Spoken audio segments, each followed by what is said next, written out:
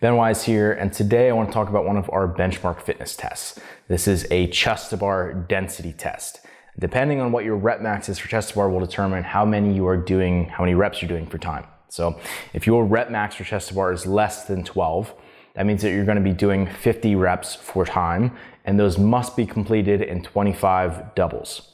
So 25 sets of 5 or 25 sets of 2 is how you're going to complete that work.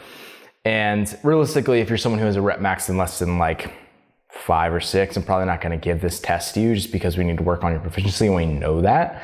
However, yeah, if you got kind of maybe a 10 rep max, I'm probably going to give you the 50 for time.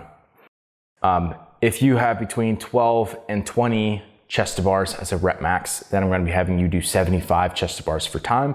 Those must be completed in 15 sets of 5 for that work. And then if you're someone who has a rep max of over 20 for chest to bar, I'm going to be having you do 100 reps for time, and those must be completed in 20 sets of 5. So the reason I'm testing this is density. It's looking at how many reps can you do per minute in this test.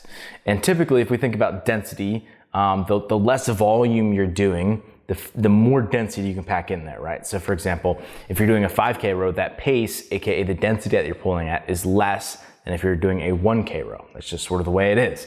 However, in this test, it tends to be that the people who are really proficient at chest to bars can sustain that for actually a longer period of time. So if we see someone who's an open level athlete, they're likely gonna have a lower density on maybe the 75 for time than the games athlete will have doing the 100 for time, just because the fitness is so much higher in this particular movement and the pattern doesn't break down as they get tired.